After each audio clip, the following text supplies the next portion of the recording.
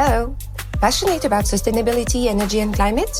You're in the right place. Welcome to Energetic. I'm Maureen Cornelis, and together we will engage with people who dedicate their lives to climate justice and making a just energy transition happen. They may be activists, scientists, policymakers, or other enthusiasts, just like you. Let their life stories and insights inspire you to build a better future for people and the planet. Welcome to Energetic. Today, my guest is Ilaria Marini, an engineer at the Italian utility A2A Calore Servizi, A2A. At first, in 2017, she focused on the maintenance and optimization of district heating networks. She then became project manager of a demo project site in Brescia, in Lombardy. Since last year, she's been involved in their Reward Heat project, a district heating project using the groundwater wells in the city of Milan. Ilaria is an engineer. She's a young engineer, and our discussion today will be fantastic. Ilaria, welcome. Welcome, Marine. Thank you for inviting me here. It's a great pleasure to talk with you today. Thank you so much, Ilaria. So, Ilaria, to date, the energy sector remains very, very male-dominated, especially from a technical point of view. You, on the other hand, are a female engineer. What brought you to study engineering and technical sciences, and what are you concretely doing with the A2A or A2A? Okay, what you said is really correct. In fact, it is still, engineering sector is still quite dominated by male presence. But I have to say that in the last years, I'm seeing more and more female colleagues, and I'm really happy about these newcomers in the sector. Well, I decided to study engineer when I was at the end of the high school. I studied foreign languages and sciences at high school. And after 5 years, I was much more passionate about science-related topics compared to the foreign languages. So I decided that the best way to proceed with a further understanding and a deeper learning of this topic would be studying something that was related to this sector. And I found this course that is a combined bachelor-master degree in civil engineering and architecture at the University of Brescia, the city I was born. And I enrolled in this course that I found really interesting and challenging at the same time. And for me, it was really natural to follow something that interests and passionates me, that is engineering or in general scientific related topics. But I discovered during the university that it was something that it's not so common around me, I would say. But I have the chance to meet a lot of other people that had similar interests, and it was something totally straightforward to follow the passion I had. And during the university, I had also the chance to add some experience abroad. I was an Erasmus student at the Strathclyde University of Glasgow in Scotland, and then I also did the research for my thesis at the University of Toronto in Canada.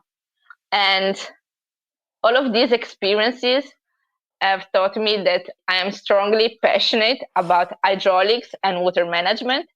So for this reason, before I worked as intern and then as project assistant at the United Nations World Water Assessment Program, UNESCO, for the organization of a capacity building workshop. But after this experience, I found out that I was missing something more engineeristic, let's say something more practical and operational. So I made an application for A2A, a live company that supplies electricity, natural gas, heat, water, and services. And in 2017, as you said before, I started working for A2A Calore Servizi. That is the company of the group that is dedicated to the design, the production and distribution of heat through district heating services. And since that moment, I started discovering the district heating sector, that it was a field I've never heard of. Yeah, indeed. District heating is really a branch of energy that people never really consider or don't really hear of. And can you explain what it is and why does it matter? And especially, why is it so relevant in northern Italy? Is there a place where district heating is as widespread as northern Italy? I must say that I live in Turin and I had never heard about the district heating networks here in Turin, but apparently there are a couple of them. And I learned that thanks to you, actually. Yeah, well, district heating, in fact, I discovered during the first period in my company, is not a very recent technology, because it appeared for the first time in the US at the end of the 19th century, in between 1870 and 1880. So it's not something that is really recent, I would say. Even though most of people doesn't know about it, but this is something different. And in fact, it's a very common technology that is present in a very high number of cities around the world, because the main district heating systems today are located in Moscow, Beijing, New York, Kiev, Seoul, Warsaw, Berlin, Hamburg, Helsinki, Stockholm, Copenhagen, Paris, Vienna, and in Italy, in Milan and Turin. So in your city, there is one of the most important and widespread networks in Italy. I must say, I don't think I'm connected to that district heating network, but I would be really curious to understand also the reasons, like the historical development of district heating, if you know anything about that. Or yeah, well, I would try to provide a general explanation on this technology, because I think it's really interesting and useful to know if you're living in a city where there is a district heating. In fact, it's quite widespread across Europe. So maybe some of the people who are listening to us are connected to this kind of system. And it's a system that is used to distribute hot water through a network that, starting from a production plant, is installed within the urban context. And this network is composed by two pipelines. One, and it is used to heat the dwellings where we live and work. Mm-hmm. The supply pipeline, so one of the two pipelines, it is used to transport water at high temperature to the dwellings, where heat is exchanged to the building internal system. And heat, in this case, is used for space heating, but also for the production of domestic hot water that you have while you open the tap in the bathroom, or also in the kitchen, basically.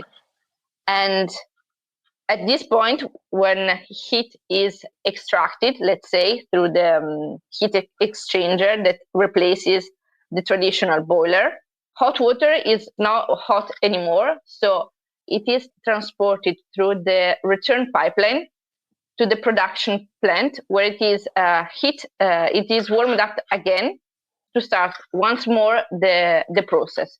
So it's something that we can define it as a circular, a never-ending process. So it's basically hot water circulating along the pipes, like an endless process. Yeah, exactly. Okay. And where does the heat originally come from? Is it coming from industries? Are there some connections between the, let's say, big production plants, or where does the heat come from? Well, it depends a lot on each system, because each system has its own characteristics. Uh-huh. But regarding, for example, in Italy, the main sources are the cogeneration plants, fossil fuels, renewable and gas boilers. But there is also a portion of around 3% that the total heat produced that is generated by groundwater heat pumps.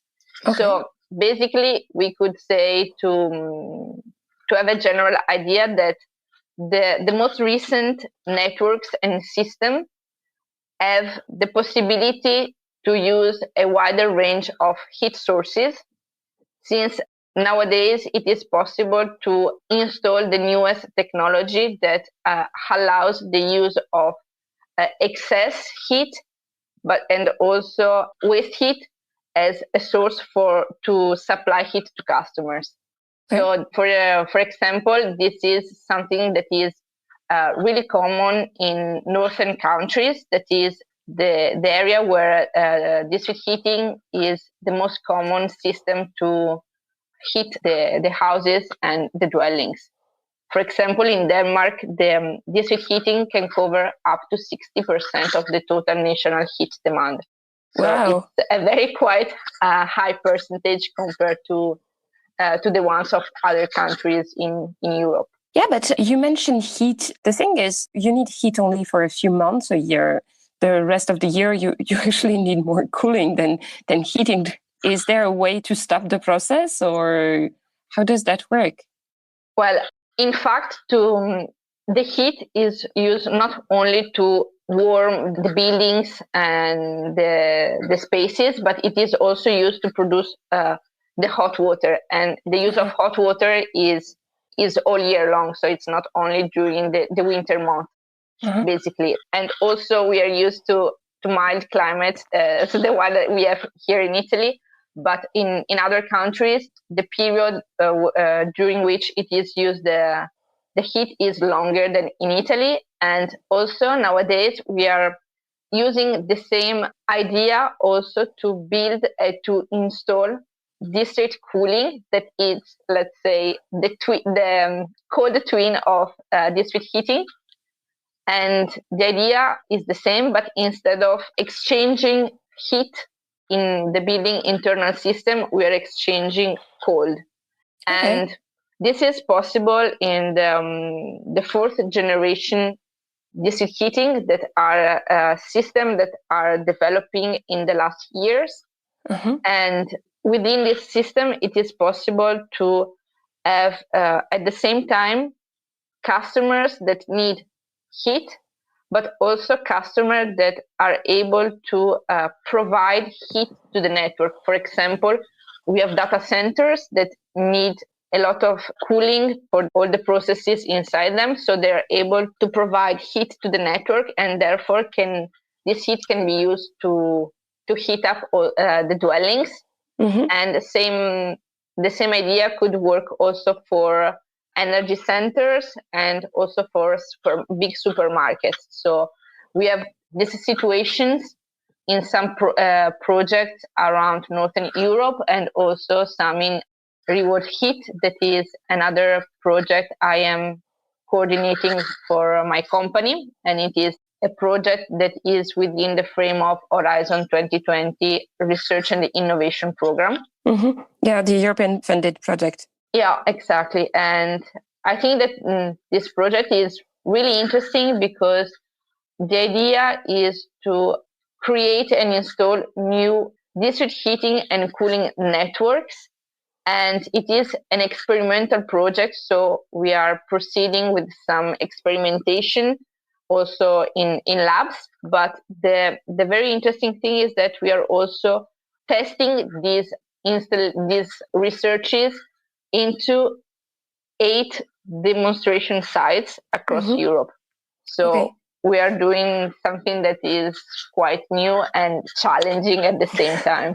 Yeah, but that's what you like as an engineer. And of course. And if I understood well, this Reward Heat project, you're developing it in the city of Milan.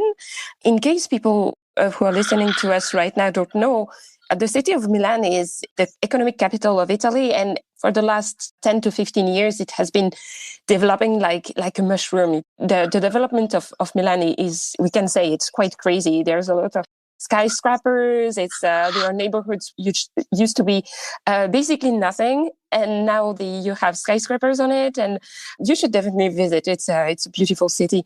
But I'm really curious to understand how you managed to deal with the city that is getting so many complex layers. Also, from a very technical point of view, to dig some other networks or make sure that this heat or cool arrive to the dwellings without warming, basically, without cooling, is that the same level of comfort is arriving everywhere, because Milan is a very, very modern city and its inhabitants are quite demanding. That's at least the reputation they have in Italy. So I wouldn't imagine them to have less than very, very hot water when they want it, or less than very cool water when they wanted to. So how do you manage to make that happen? What is the magic behind that? I wouldn't say that the magic is the ability of my colleagues to make everything work as it is foreseen. So the magic is people, of course, and their ability to perform a perfect job. But apart from this, as you said, Milan is a really challenging city because of the quickness of its development and also the requirements all the new buildings and works have. So the city is very big, as you said, and in fact, in Milan there is not only one network, but at the moment there are around 10 to 12 networks that start from very small ones to quite big ones. Let's say that there are 3 of them that are each of them more than 100 kilometers long, but the length has to be multiplied twice, because as I was saying before, we have 2 pipelines. So normally when we are talking about the length of networks, we mention just the trench length. And so this is quite big. And what we are doing at the moment, since there are several activities on the residential areas, but also regarding refurbishment of some area, we are trying to install new networks, and we are trying also to connect all the different networks to make just a very big one. And we are also trying to introduce more and more renewable and waste heat sources. So, for example, we are integrating the characteristics of the city, because, for example, in Milan, we have a very high number of geothermal wells. So we are trying to use some of them to provide heat to the buildings nearby these wells. And we are planning, in collaboration with the company managing the water cycle in Milan, a cogeneration plant using this source. We are also using the existing plant to optimize them. We are building in one of our plants a heat storage system to maximize the heat recovery also during nights. And we are A2A is also participating in railway refurbishment area. So in Greco Breda area, that is a project for one of all the stations in Milan. We want to install an innovative district heating system of 4th generation that will be able to supply heat that is obtained by renewable sources and waste heat recovered by industrial processes. So we are also trying to include in the new network the waste heat from industrial processes, because it is quite well known that a lot of industrial processes use heat, but then that is otherwise just let in the atmosphere and the environment. This way, we will use the excess heat to provide heat to customers and to buildings. And of course, this heat is not at high temperature, it is at lower temperature. So also all the technology has to adapt to this important characteristic of the heat vector. That's so interesting that you are able to recycle some of the energy that was already produced to supply a service, to supply comfort, to supply wellness to the people. That's so interesting. And, the fact that there is this recycling approach resonates with the latest episode of Energetic, where we talked with Jean Paquin from SAF Plus consortium, where he basically said that he was recycling the molecules from heavily polluted polluting industry to make some synthetic fuel to power the aircraft. So that's really interesting to see that at the end of the day, we can use all these existing industry, and make them more virtuous by using also the externalities that they are producing. Somehow I find it very simple, but still very innovative. I mean, I think that it's so important that we are now seeing also externalities as something that we can all make use of, and that there is value in what you called waste, or what I was just calling externalities. It's super interesting, like the business model that is behind, and the process also to consider all this into, let's say, a new mix and make it something else. And that's really the future of sustainability and circularity in the end, isn't it?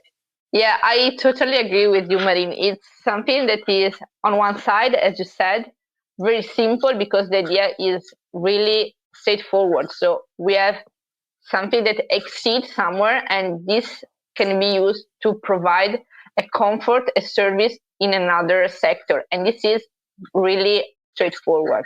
But on the other hand, all the technology that facilitates and allows you to accomplish this goal is not as easy as the idea. So it needs a lot of experimentations and a lot of thoughts and work. So it's something that is really challenging, in my opinion. But I think it is really important also for the moment we are in, where we really need to be proactive and try to protect and safeguard the environment and our planet. So this is really important. And I think we are, at least in the district heating sector, we are going into this direction. And what would be your dream project or dream job, let's say, in this sector?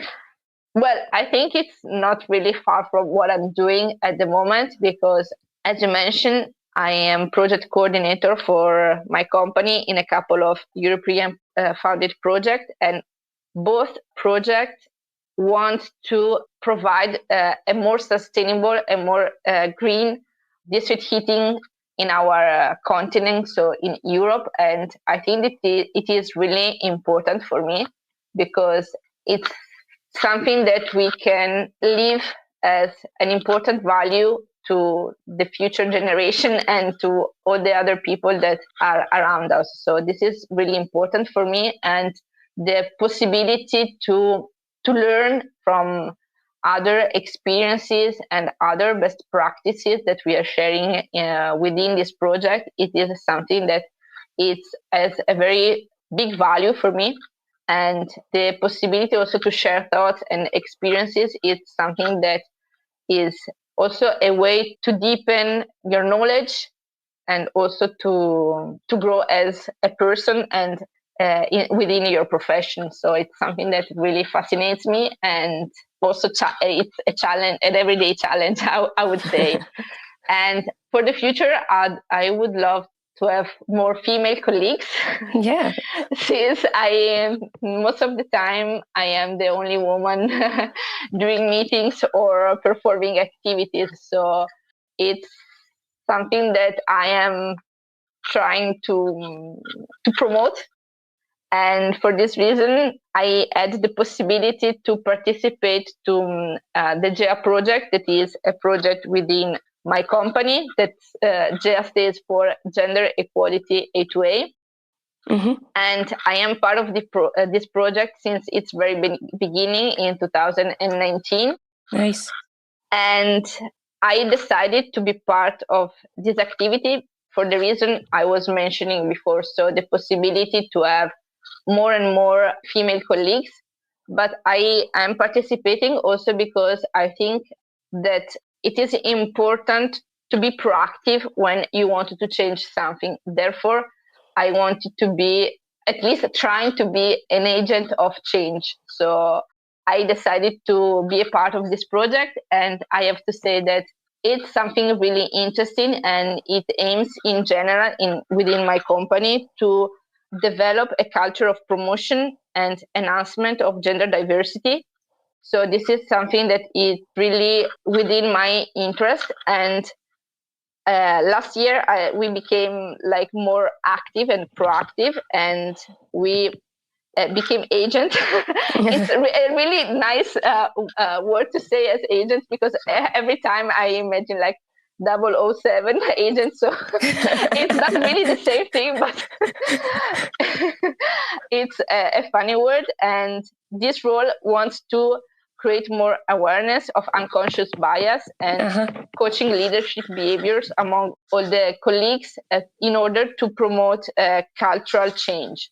And I also had the possibility to become a role model with the ALICE project. That is a project with Sistema Scuola Impresa, that promotes the sharing of experiences and knowledge between the professional world, so female professionals, and the schools. So last month, I was with a colleague during a meeting with a high school class, and we had the chance to talk about our experience since the school till today.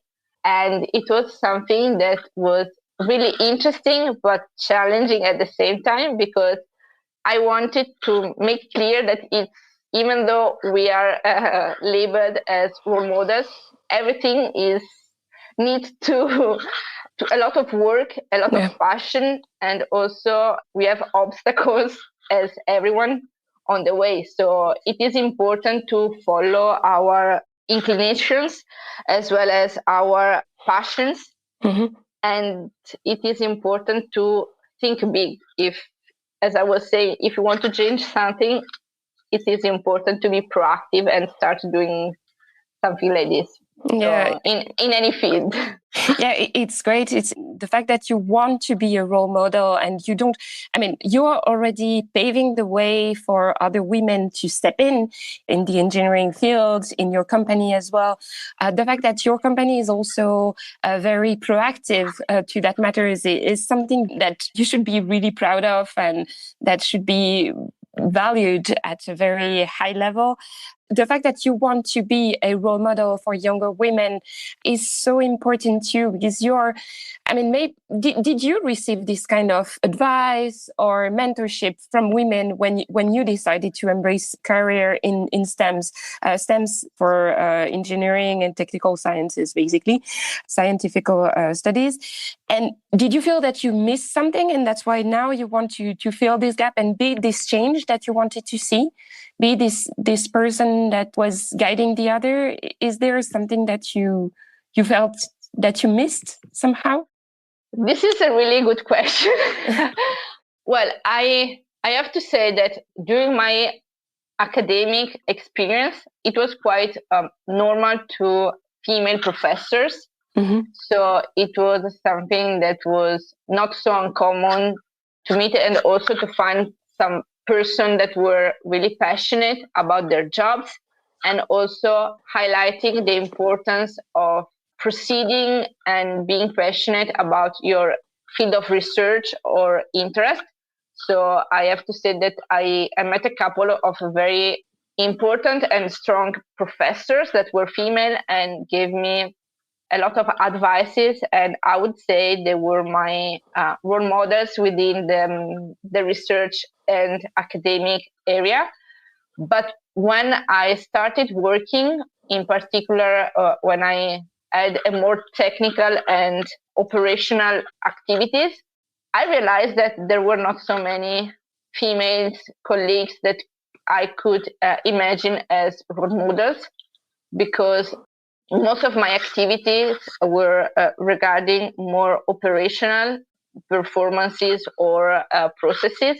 So it was quite, well, uncommon, I would say, very rare to meet another female engineer. So I think, yes, it was something that I miss during my previous experience. And I think it is very important to find someone that you could relate to when you have to work, or someone you could ask for some advices, not only like directly, but also like receiving them during talks, during some coffee breaks, or just sharing experiences. So I think it was something that I really missed. So this is also one of the other reasons why I think it is really important to try to share the knowledge and the experience I had so far. So in practice, what do you implement for this women empowerment and sorority, let's use this word, developments within A2A? What kind of activities do you do? So we have started this project, and we are trying to raise awareness, as I was saying, of unconscious bias within all the population of A2A, because it's something that me in first person, you really it's really difficult to understand that you have some preconceptions and bias within you, because it's something that is, in my opinion, something that it comes from your culture, from the way things have always been. So it's something that is really difficult to identify and then to solve. So it's our goal is to facilitate this process, to find the bias and to try to modify them. Another activity that we want to promote is that we would like to facilitate the presence of female colleagues within the area. So we are doing some activities with the universities, some orientation meetings, or also presentation of our company to show that it is also possible to follow a technical profession. In any case, if you're a man, if you're a woman, and there is an equality of treatment, and it is important to share this information with the students of high schools and university. And we are also trying to promote this more female-oriented process also to all the colleagues that are not involved into this project, because in A2A we are around 12,000 people, and in JA project we are around 55 people. So it's something, it's quite of a challenge, I would say, to also meet all these people and share this important message with all of them. Yeah, it is. And I suppose that there are so many different functions within the company, not only the technical one, but also the administrative one, and also the decision making itself. I mean, that's also one of the big issues regarding female diversity and general representation, is having people different profiles at the decision-making level is also so important. But I'm sure that step by step you will make your way to the top, Ilaria. Yeah. I don't know about myself, but we are for sure trying to promote also a higher participation in all the boards, and also the company itself has been committed in several activities with also other companies. For example, 2 years ago, A2A signed the Utilitalia Pact, Diversity Makes Difference, and it is a member also of Valore D, that is an association of businesses committed to gender balance in organization in Italy. So these activities had promoted the participation to a manifesto of Valore D, a 9-point policy document to promote female employment and gender equity as a factor of innovation and growth. So it's something that has several layers, and we are trying to meet all the colleagues, all the levels within our company, from starting from the bottom and the top at the same time. So it's something that is like, it's a process that we are trying to make it deeper and deeper and shared among everyone. Yeah, but that's the beauty of that, is that sustainability is not only about the technical aspect; it's also about society that you build, and not only for your customer, but also within the company. And I feel it's very healthy that your company is having this kind of thoughts about inclusivity and about diversity. So it means that there is this understanding that to be really good for the future, to be relevant in the future, your company has to understand also the challenges that exist now. And not only, as I said, the technical challenges, but also the human challenges. And I find it really fascinating. And I'm really sure that you will nudge people into doing many, many good things still. And you will develop many, many new ideas, Ilaria. I really hope so. That's my wish for the future. Okay. Thank you so much, Ilaria, for this lovely conversation. I wish you the very, very best. And please keep me updated about your future adventure. And because you are ambitious and you have such a vision for the future. I love that. So, Ilaria, we can find you on all social media, I suppose, Yes. on LinkedIn.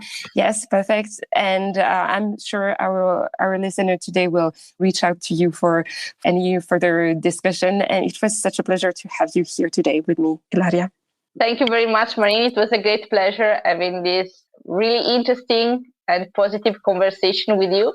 And I really hope we will have the chance to meet in person once and to keep on sharing our experiences. Thank you so much. Thank you so much, Ilaria. Have a good day. Bye-bye. Thanks for listening to Energetic. I hope you enjoyed our deep dive into sustainability and the just energy transition with the most inspiring stakeholders. All links and resources are in the show notes. Don't forget to subscribe. And if you like this podcast, why not recommend it to a friend or a colleague? To continue the conversation, head on over to Twitter or LinkedIn. Thank you for lending your ears. That's all for this episode. Until next time.